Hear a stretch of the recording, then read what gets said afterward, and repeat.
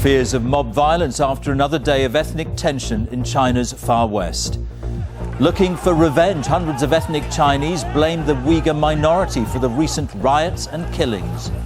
They're carrying homemade weapons, wooden poles, steel poles and other implements. They're saying that the authorities aren't doing the job, so they're going to take it into their own hands. Also on tonight's programme, a funeral fit for the king of pop. Michael Jackson's family and friends gather for a private ceremony. And the singer's last great show will be live in LA at the Memorial Concert with the rich, the famous and the fans. The row over the 10p tax rate. The government faces angry MPs who want compensation for the worst off. Remembering those who died in the July 7th terrorist attacks in London, Prince Charles leads the tributes. And farewell to a slice of rural history, the last ever Royal Agricultural Show. On BBC London 2, focused on tackling violence, a new report criticises G20 police tactics. And myth or reality, a new report dismisses the notion that immigrants jump the queue for social housing.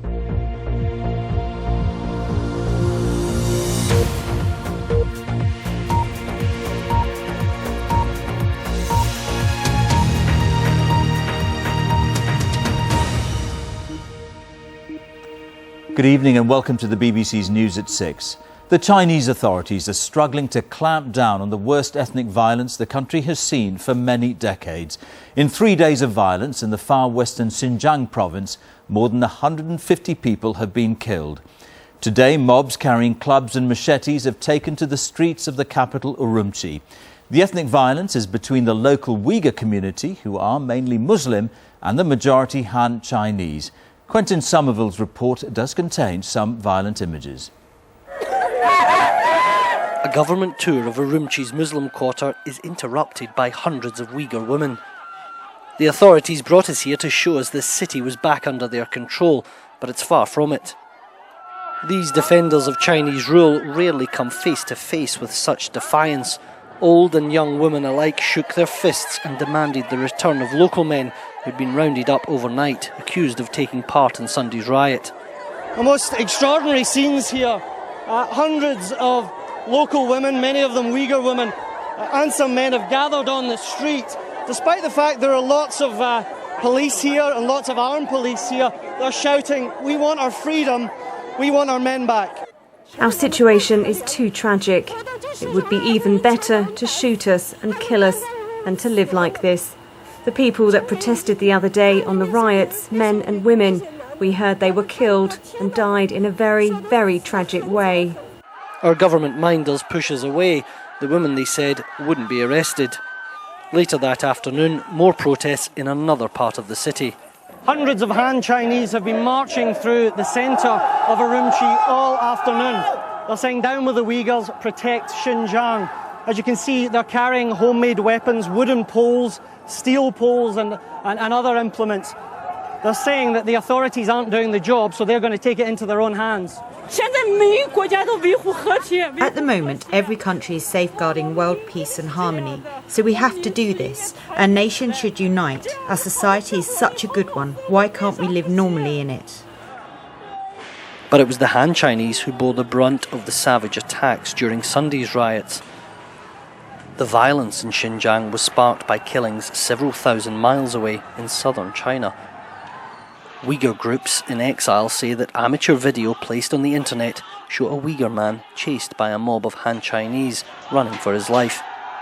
They claim he was one of 2 killed in a revenge attack after false rumours of Uyghur men attacking a local woman. What happens next is too disturbing to show. This evening, more paramilitary troops arrive in Urumqi in an attempt to restore the peace, but the two groups who share the city have never seemed so far apart. Quentin Somerville, BBC News, Urumqi in western China. So why is there tension between different ethnic groups in China? And has the Chinese government become more open in its reporting of the unrest? Our security correspondent Frank Gardner has the details. Deadly tensions in a place largely unknown to the rest of the world. But the problems between ethnic Uyghurs and Han Chinese have been simmering for years. The Uyghurs say their homeland is being forcibly colonized. The government says it's a conspiracy from outside. The oppression has reached an unbearable level. They've banned our language from schools and transported girls from the countryside to the interior. They've arrested 15,000 people in the last 2 years, and they have no access to lawyers. More and more people in the world have witnessed the conspiracy of foreign forces to separate Chinese territory and the violent nature of their behaviour. In China, there are officially 55 ethnic minorities. The largest are in Inner Mongolia and Tibet and the Uyghurs in Xinjiang province. Of these, the ones that get the most international attention are the Tibetans and the Uyghurs. Both regions have suffered from violence. Last year, Chinese media said an attack in Xinjiang province killed 16 policemen. Ethnic Uyghurs were blamed. Separately, several Uyghurs from camps in Afghanistan have been imprisoned in Guantanamo Bay. Also last summer, Tibet erupted into violence. It was heavily repressed with martial law, journalists were kept out, and there was international condemnation. But this time, the authorities are being surprisingly open.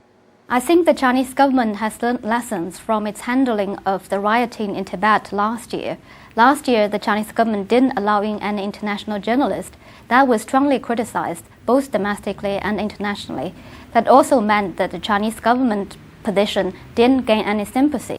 For the Chinese premier and the wider leadership, this is largely about damage limitation. Later this year, they'll be celebrating 60 years of the People's Republic. So they want the population to see Han Chinese as the victims and the instigators as coming from outside China. Xinjiang's violence is definitely in the world's spotlight. But now the battle begins as to just who is to blame. Frank Gardner, BBC News. Thousands of Michael Jackson fans are gathering in Los Angeles for a public memorial service 12 days after his death. Police have closed roads and warned those without tickets to stay away from the area. The service is to be broadcast around the world, reaching a potential audience of billions. Let's join Rajesh Merchandani now in Los Angeles. Rajesh. Thank you. It's 10 a.m. here in Los Angeles, and by now, nearly all of the 17,000 lucky ticket winners who get to attend this event are inside the Staples Center. A few of the last stragglers are just going in there. The show is starting imminently. They know that this memorial for Michael Jackson will be a spectacle with plenty of stars turning up, but they could all be upstaged. Michael Jackson's family held a private funeral service for him a couple of hours ago, and then they brought his body here in a hearse with a police motorcade, and it could go on public display, as my colleague Matthew Price reports. They wheeled Michael Jackson's coffin out of a private service and back into the limelight. The star who both delighted in publicity and strove to hide from it, once again the focus of the world's attention. Then the funeral cortege set off. On the streets, the Jackson family, their friends, their entourage, followed the self-styled king of pop. The police closed the highways. Every move was tracked by helicopters. This was the scene earlier, as arguably the most famous family in showbiz left their home. As ever, Michael Jackson's father in the lead, riding in a Rolls-Royce limo. Hardly the private event they said they wanted. Meanwhile, in the centre of this celebrity-fixated city, they were queuing for Michael Jackson's very public memorial service. It's estimated that 1.5 million people applied for tickets for this event, and these are the lucky few who will actually make it inside. For them, this is the showbiz event of their lifetimes. One, Jamie Barrera, brought photos of her Michael Jackson 13th birthday cake. You're a big fan then? I'm a big fan. Always have been. Always will be. Down the line, Martino Cartier flew across the country and somehow tracked down a ticket. How much did it cost you? For the ticket, $750. Money well spent, he says. People have come from around the world. People like Melvin Price from Northampton. He came without a ticket, and then, as we were filming, an American couple came up and gave him one of theirs. God bless America. So now the fans here, like millions around the world, wait for the star-studded send-off that they say will be fit for a king. Well, the show is delayed slightly, but when it gets underway, Mariah Carey will open the event. She'll perform her version of the Jackson song, I'll Be There. The show is expected to last about 90 minutes, and also on stage we're expecting Stevie Wonder, Usher, Lionel Richie, Smokey Robinson, just some of the names that we know are coming. We've also heard that Beyoncé Knowles and Justin Timberlake may make an appearance on stage as well. A host of musical stars and some music legends in their own right who all want to pay respect to a man they say has influenced them. All right, Rajesh, thank you. A British soldier and 2 Canadians have been killed in a helicopter crash in southern Afghanistan. The incident happened on takeoff from an American base in Zabul province. The British soldier, whose next of kin have been informed, is the 6th British serviceman to die in the country in less than a week. The soldier killed on Sunday in Helmand province has been named as Lance Corporal Dane Elson of the Welsh Guards. The Chief Inspector of Constabulary has said police tactics at the G20 protest in London in April were inadequate. 1 man died after he was pushed to the ground by an officer. In his report, Dennis O'Connor criticises police for being too focused on tackling violence instead of allowing peaceful protest. But he supported the controversial tactic of containing protesters, known as kettling. The stage is set for a confrontation in Parliament over how much compensation should be given to those who lost out when the 10p tax rate was abolished. All day, some Labour backbenchers, along with Conservatives and Liberal Democrats, have been trying to force the government to announce a package now before the summer break. Joe Coburn has the latest. It's an issue that keeps coming back to haunt the man who lives behind this door. Gordon Brown has even apologised for the consequences of scrapping the 10p rate of income tax. But today he faced a fresh revolt by some Labour MPs, angry that many people on low incomes are still worse off. Of course we'll listen to what people have to say on this, but we're taking all the action we can to help those people who are on low income through this recession, and that's the message we'll be giving to people in the House of Commons this afternoon. The 10p tax band was scrapped in Gordon Brown's last budget as Chancellor. It affected around 6 million low earners. To compensate them, the government has spent around £3 billion raising personal allowances. But the rebels say at least 1.3 million people are still worse off by more than £1 a week. The issue of the 10p tax rate is back here in the Commons today. 30 Labour MPs have threatened to hold up this year's budget unless ministers come up with more compensation. So in a bid to head off a humiliating defeat on such a symbolic issue, the Chancellor Alistair Darling has been holding private talks with Labour rebels who think the government still hasn't done enough. This is the man who's led the revolt. Labour MP Frank Field has been warned today that his actions could wreck the budget. But he believes that unless the government gives further concessions, then Labour will pay the price at the next general election. We know that we've got to face our executioners come next May. They will decide whether we come freely back to this House or whether we don't. And that also ought to concentrate the Treasury bench's mind. The government warnings have been enough to persuade one key Labour rebel to drop his opposition. The Prime Minister's even reported to have personally called up others to get them on board. It's true the government's unlikely to lose tonight's vote on the issue of 10p tax, but the debate has reopened a row with his own party that Gordon Brown hoped had gone away. Joe Coburn, BBC News, Westminster. Police authorities are offering thousands of pounds of cash incentives and secret perks to some senior officers as a way of boosting their pay. The authorities involved say they've always acted within the rules, but believe extra cash is a way of securing the best possible candidates for the top jobs. Andy Ty has the details. Bringing down crime while running a complex organisation that's accountable to the public is a tough job. But there's growing concern about extra payments made to some chief constables over and above their basic salary. Here in Cleveland, for example, they value their top policeman, Sean Price, so much they give him a very generous package indeed.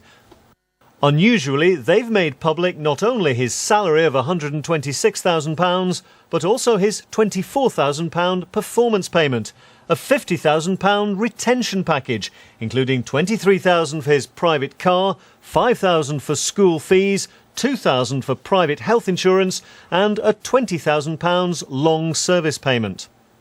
We can't pay what we think people are worth on a pensionable salary. So we had to find a way of ensuring that our Chief Constable wasn't spirited away by a better financial deal. We asked local taxpayers if they think he's worth it. Seems a little bit extreme. I mean, if he's done a good job, then, you know, a nice little pat on the back or something, but I think everybody's expected to do a good job if they care. It's a lot of money for the taxpayers to pay, you know what I mean? You do your job because you love to do your job. The money's a plus, but not to that extent. Who's worth that much money? Elsewhere, Sir Norman Bettison, who runs West Yorkshire Police, gets an unspecified retention package. And Ian McPherson, Chief Constable of Norfolk, last year got half his salary again in a relocation package, plus a bonus. Top-up deals above national pay scales to retain or recruit valuable staff are perfectly legal. But some senior officers meeting at their annual conference in Manchester this week are unhappy. It does beg some questions when chief officers of smaller forces, which quite frankly carry less risk than some of the larger forces, are getting more money. It skews the market in a way that I don't think personally is very productive. And with forces no longer under the same pressure to meet performance targets, there are calls tonight for a return to a level playing field on police pay. Andy Ty, BBC News. And the time is coming up to 17 minutes past 6. Our top story tonight. There are fears of mob violence in Western China after another day of tension between ethnic groups. And coming up, it's the flagship event in the Royal calendar, but this will be the last ever Royal show. We'll be explaining why. Later on BBC London, questions over whether the fire service did enough to rescue victims of the Camberwell Tower blaze. And are you getting a sense of business confidence? Why companies say things are looking up. Join us for that and more at 6:30.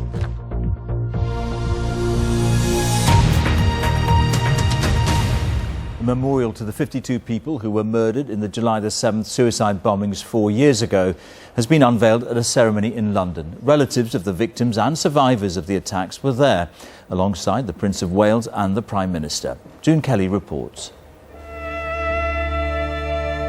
In a summer deluge on the edge of Hyde Park, thoughts were on that July morning 4 years ago. London had become the latest Western target of Islamist terrorism.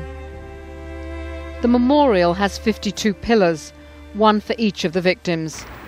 Some of their families have been involved in formulating the design. We want people to walk through it and touch it, and we want children to be able to run and play in it as well. Most of the people that died were quite young, so we wanted it to be user-friendly, if you like. The suicide bombers blew up a bus and 3 underground trains at the height of the rush hour. Several hundred people were injured in this act of mass murder. Here for this ceremony, the Prime Minister and the leaders of the other political parties. The Prince of Wales, who first met the families after the bombings, spoke to them again privately today before the ceremony. I do feel that perhaps I have just some small awareness of the shattering loss you have all suffered, as I can only too well recall the intense despair and many other emotions that I experienced when my beloved great-uncle Lord Mountbatten was murdered by terrorists 30 years ago next month. The victims were remembered individually. James Adams, Sam Badham and Lee Christopher Harris, Lee Baisden, Phil Bear.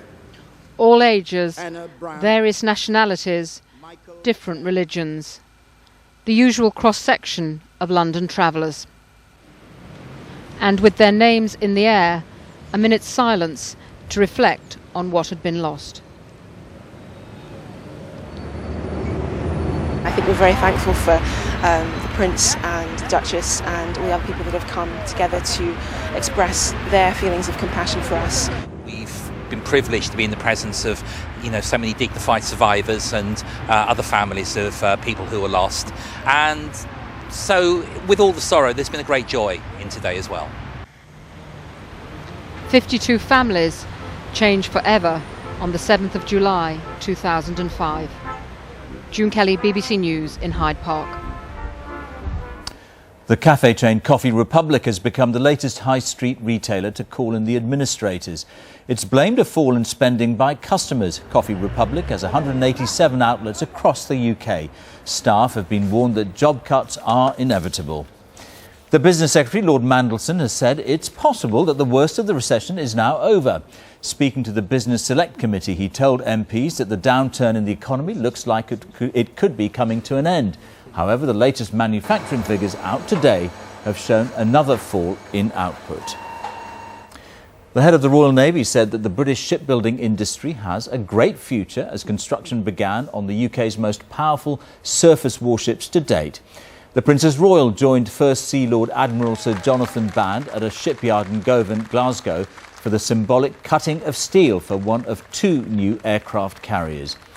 Well, it comes on the day that the government confirmed it would carry out the first full-scale review of Britain's armed forces since 1998. Caroline Wyatt is at the Ministry of Defence. What will this review be about, Caroline?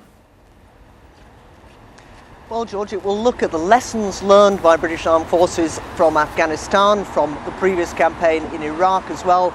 It will look at future spending on major defence programmes such as those carriers you were just mentioning, the Joint Strike Fighters that are due to fly off them. It will look at what kind of equipment Britain's armed forces will need in the future and whether any improvement can be made as well to the procurement process. And it comes, one suspects, partly as a result of pressure and a lot of fierce criticism over the past few years of the kind of increasing mismatch between Britain's defence commitments and the resources the government has been willing to put into those. Indeed, some are going to say these are going to be budget cuts disguised as a review. Well, the cynics are saying today that this is a way of kicking the very difficult, very tough spending decisions and the cuts that will undoubtedly have to be made in the future into the long grass and onto the next government's plate when it comes into office. It will have to make decisions such as, can Britain afford those carriers at something like $5 billion apiece, or would it have to cut perhaps one of them? That would also mean cutting jobs in often marginal constituencies. Very difficult decisions to make. That is what the cynics are saying, but I think nobody doubts this review is necessary, as it will pave the way for a strategic defence review that will have to decide under the next government what kind of a defence player Britain wants to be, what kind of status it wants in the world with its armed forces, and how much it is prepared to spend on them. All right, Caroline, thank you. England's cricket team say they're confident they can get off to a winning start when the Ashes tests against Australia begin tomorrow in Cardiff. Although they were thrashed 5-0 in the last series, Captain Andrew Strauss believes England can repeat their 2005 success. I think we've got the balance in our side to win it. I think we've got a very confident batting lineup. Our bowling attack's been recently looking quite threatening, and we've got balance in our bowling attack as well. So different conditions, I think we can exploit whatever conditions we come up against. So the key is to play well. I mean, I'm not going to say we're definitely going to win it. The reality is we've got to go out there, we've got to handle the pressure well, and we've got to play well. And if we do that, we've got the raw material in our side to win this test match. We're really well prepared at the moment. There's a great feeling around the group, and having almost a month to get prepared for one test match is something that's pretty unusual in all of our careers. So right at the moment, the spirits are great, and we're looking forward to tomorrow. The two captains there. Now, the last ever Royal Agricultural Show got underway in Warwickshire today. It's 160 years old and one of the oldest, actually, in Europe. But rising costs and declining interest have all contributed to its closure. Our correspondent Jeremy Cook is in Warwickshire for us now. Jeremy. Yeah, George, thousands of people have come to the Royal Show today, but there's been more rain really than sunshine, all reflecting this rather sombre news that this will indeed be the last ever Royal Show after 170 years. For generations, it's been the key event in the rural calendar. All manner of prime livestock mixed with agricultural heavy metal and, of course, retail therapy for the thousands who've been loyal visitors for years. It's a shame that it has to go, really, but economics and we move on in life, unfortunately. Well, it means a showcase for our livestock and all that we do well in farming in the countryside. And now, you know, it's not going to be here anymore, and I just feel very, very sad. Since the first Royal Show back in 1839, the event has been big business. Last year, visitors spent some £21 million here, and more than 100,000 people came through the gates. Sounds a lot, but those numbers are well down on the Royals' heyday, when it was the place to see and be seen. Political leaders rubbing shoulders with the countryside community. So what went wrong? Well, farmers are increasingly doing their serious business at more specialist trade shows. Consumers seem more attracted to local shows, which are thriving. There's a new environment out there, a new sort of social structure, and we've got to fit and match with what the actual farmers want, because they don't actually, on the whole, like this sort of event. They want something that's dedicated to them, and that's what we hope to put on. Suggesting you didn't evolve fast enough, it became something of a dinosaur in the end. I think in hindsight we could probably be honest and say that, yes. And so this age-old ritual is passing into history. For many, it is a loss. Well, it's really sad, yeah. It's at the end of an era, so everywhere's a little bit quiet, a bit deflated at the moment. Everybody's wondering what comes next, I think. What comes next may be smaller, more specialised livestock shows, but nothing with the scale and prestige of the Royal. Now, people here are trying to be as positive as possible, but the gates to the Royal Show were closed for the last time on Friday afternoon. OK, Jeremy, thank you. Now let's catch up on the weather with Louise Lear. Hello. Hi there, George. Well, it's a good job Wimbledon didn't go into a third week, because showers have been the order of play again today. Another severe weather warning out. The distribution of showers slightly different today, but there have been some real heavy downpours, some thunderstorms mixed in there. Moving out of Wales across England over the last few hours. A lot of surface spray and water on those roads if you're driving home. Now, the showers will fade away slowly but surely through the night, leaving in its wake a legacy of cloud to greet us by dawn tomorrow morning. So a fairly dull start. Still one or two isolated showers as well across England and Wales, but nowhere near as heavy or as widespread as we've seen today. So I think by the middle of the afternoon for much of Northern Ireland, a pleasant afternoon, largely dry, 17 degrees here. We've still got this northwesterly breeze across much of Scotland, fairly strong along those exposed coasts. One or two showers here make it feel disappointingly cool, but sheltered areas, central lowlands for instance, may well see some glimpses of sunny spells. A few isolated showers across the Pennines, Lincolnshire, East Anglia and the southeast corner in the afternoon, but 21 degrees is the expected high in the London area. And as I say, those showers nowhere near as heavy or as widespread tomorrow. Now, the further west you come, the greater the chance of seeing some breaks in that cloud and some sunny spells. So for Cornwall, for Devon, in the shelter of that northwesterly wind, it should be a pleasant feel. A similar story as well for South Wales. That's important for Cardiff. It's the start of the first test of the Ashes. The weather behaving itself, I think, for the next couple of days at least. Now, the best of the brightness, certainly the further west over the next couple of days. With the low pressure sitting across Scandinavia, we still have that northwesterly flow. So a disappointing feel to things up in Scotland. And here we could just see one or two showers continuing. But further south, 19 to 22 degrees is 72 Fahrenheit. Back to you, George. Thanks, Louise. And a reminder of tonight's main news. There are fears of mob violence in Western China after another day of tension between ethnic groups. And coming up on the BBC's News Channel, the public memorial for Michael Jackson live from Los Angeles.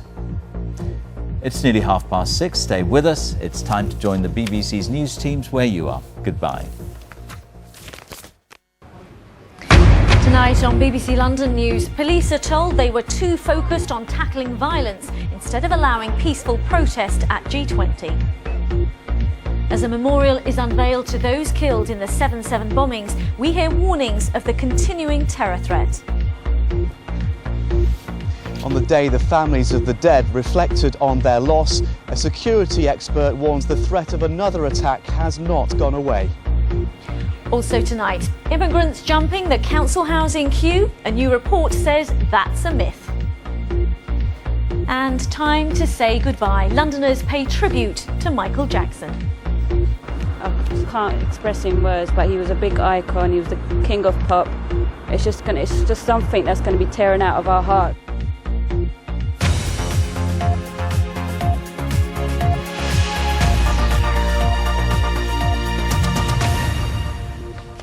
Hello and a very good evening to you.